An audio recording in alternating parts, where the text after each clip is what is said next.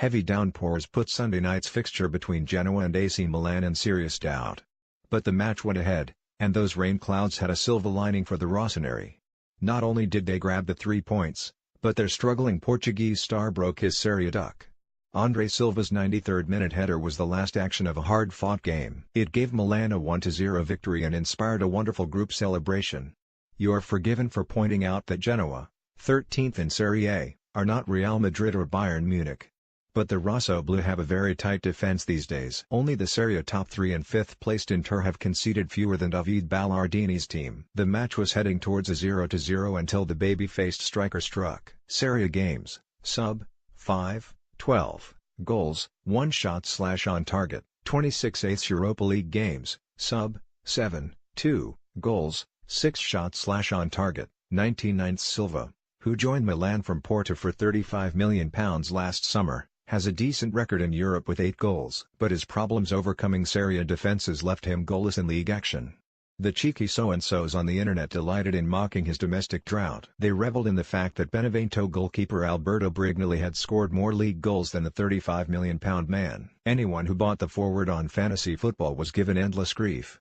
For all his effort, hard work and positivity, Silva couldn't make his mark in the championship.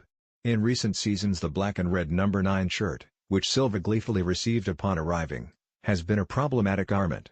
In the 1980s Marco van Basten graced the jersey, and Pippo Inzaghi scored over 120 goals in it between 2001 and 2012. Since then it has weighed heavily on the shoulders of Alessandro Matri, Fernando Torres, and Mattia Destro. When Brazilian wonderboy Pato upgraded from the 7 to the 9 his injury problems tripled.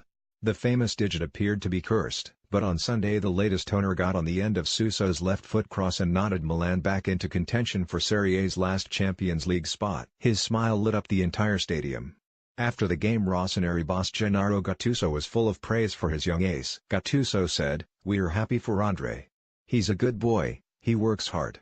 Often we get angry with him and tell him to relax and rest more and train less, but he doesn't listen. It's not by chance that he plays for a big team like Portugal at 21 years of age. He deserves all his success." The striker, who will probably start on the bench, added, "I think those who don't play every match should do a bit of extra work. I am happy for my first Serie A goal. I have to thank the boss and my teammates. We will head for the next game against Arsenal with belief and we're going there to win. We have to win. We will give everything we have got." Milan travel to London in good spirits and with nothing to lose. To the majority of the media and fans, they are already out of the Europa League after losing 2-0 at the San Siro last Thursday. There is no pressure on them. This is the only club competition the Rossoneri have never won. They would love to complete the set after lifting the European Cup/Champions League, Cup Winners' Cup, UEFA Super Cup, Intercontinental Cup and World Club Cup. Most spectators last week felt it could have been 4-0 to the Gunners by half-time. So the 2-goal deficit represents more of a lucky escape than a millstone around captain Leonardo Bonucci and co.'s neck. An early goal would test Arsenal's fragile confidence. The good news for the neutral is that Milan have been involved in several dramatic two-legged ties over the years. Their Champions League semi-final against PSV Eindhoven was one of their most nerve-shredding triumphs ever. Carlo Ancelotti's side wore down their Dog Dutch guests to win 2-0 at San Siro in the first leg. But Guus Hiddink's PSV were in ferocious form in the return, taking a 2-0 lead. As the game was heading towards extra time, Massimo Ambrosini beat keeper Gomez with a header on 91 minutes. Then Philip Cocu made it 3-1 seconds later. But Milan went through on away goals. It wasn't a happy ending the year before when Deportivo La Coruna pulled off one of the best comebacks of all time. The Spaniards were thrashed 4-1 in Milan and weren't given a hope for the quarter-final second leg. However, the Rossoneri melted away in the Galicia night 2 weeks later, and a 4-0 defeat ended their defense of the trophy with the big ears. Gattuso was playing in both of those ties and will remind his squad that anything can happen. Indeed, Thursday's match is a repeat of another roller coaster tie.